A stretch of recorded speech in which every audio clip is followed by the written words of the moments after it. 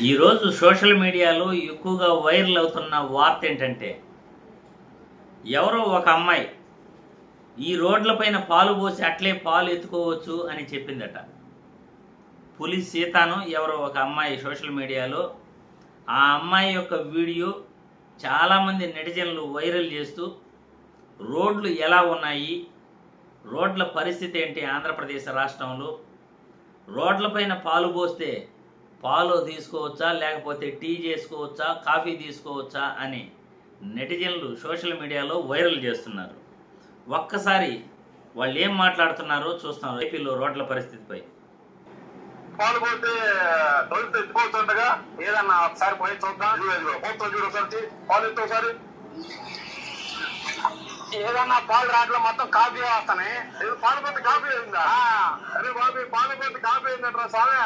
కూటమి ప్రభుత్వంలో రోడ్డు మీద అంట పాలు పోతే దోషుడితో ఎత్తుకోవచ్చంట.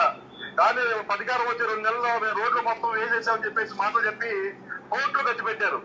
కోర్టు అక్కడ పోయినా తెలియదు, రోడ్లు మాత్రం మళ్ళా గుంటలు వచ్చేసి ఎక్కడ గుంటలు అక్కడ చూడండి ఒకసారి ప్రజలారా. కోర్టులు ఖర్చు పెట్టారు. పాలు పోతే దోషులు తెచ్చుకొస్తున్నాడు. పాలు పోతున్నాము, పాలు రావట్లా, కాఫీ అవుతుంది. ఒకసారి గమనించింది ప్రజలారా. ఈ కూటమి ప్రభుత్వం అధికారం వచ్చినాక ఏ విధంగా ప్రజలు మోసం చేస్తుందో. అధికారం వచ్చి 2 నెలల రోడ్లు మొత్తం పూర్తి చేసాము, కోర్టులు ఖర్చు పెట్టామని చెప్పేసి మన డిప్యూటీ సీఎం పవన్ కళ్యాణ్ గారు ఈ ఉపన్యాసం తగ్గించారు. కానీ అధికారం వచ్చి 16 నెలల్లో రోడ్లు మొత్తం కొట్టుకుపోయి ప్రజలు వెళ్ళడానికి చాలా ఇబ్బంది పడుతున్నారు. వాహనదారులు ఏ విధంగా. ఇంకొక వీడియో కూడా చూడండి. పాలు పోసి పాలు ఎత్తుకోవచ్చు, అలా ఉన్నాయి రోడ్లు. అంత నీట్ గా ఉన్నాయి, చాలా బాగున్నాయి.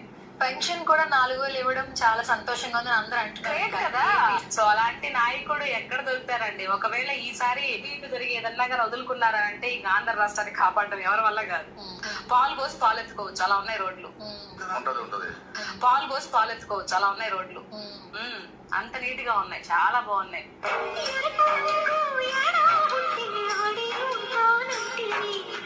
పాలు పోసి పాలు ఎత్తుకోవచ్చు, అలా చూశారుగా సోషల్ మీడియాలో పులి సీత అనే అమ్మాయి ఆమె చంద్రబాబు గారిని పొగుడుతూ పాలు పోస్తే పాలు ఎత్తుకోవచ్చు రోడ్లపైన అని అంటున్న ఆమె మాటలను వైరల్ చేస్తూ సోషల్ మీడియాలో రోడ్లు చూపిస్తున్నారు.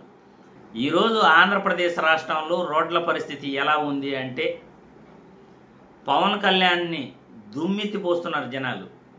మేము అధికారంలోకి వస్తానే 2 నెలల్లో రాష్ట్రంలో రోడ్లన్నీ కూడా బాగు చేస్తాము అని చెప్పిన ఆయన ఈరోజు ఎక్కడున్నాడు? 16 నెలలు పూర్తి అయిపోయినా కానీ రాష్ట్రంలో రోడ్ల పరిస్థితి ఎలా ఉంది?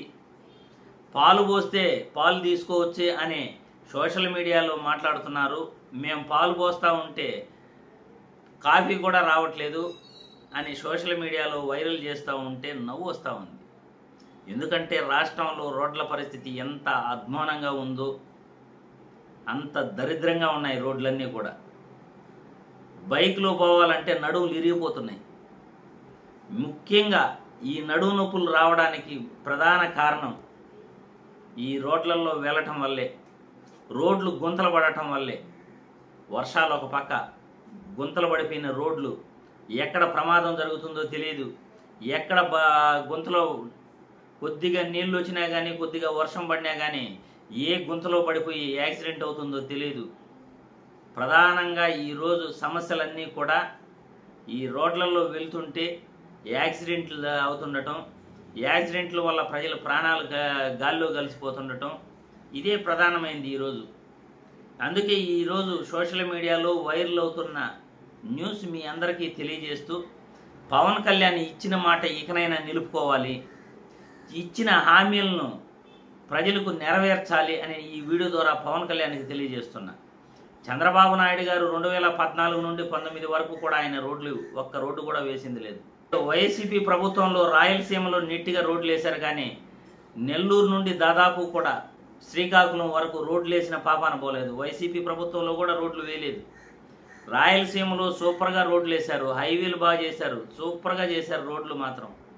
తిరుపతిలో రోడ్లు ఇంకా బ్రహ్మాండంగా వేశారు, ఫ్లైఓవర్లు వచ్చాయి, అద్భుతంగా వేశారు. కానీ రాయలసీమను వైసీపీ ప్రభుత్వంలో రాయలసీమను పట్టించుకున్నంతగా బయట కోస్తానే పూర్తిగా గాలికి వదిలేశారు.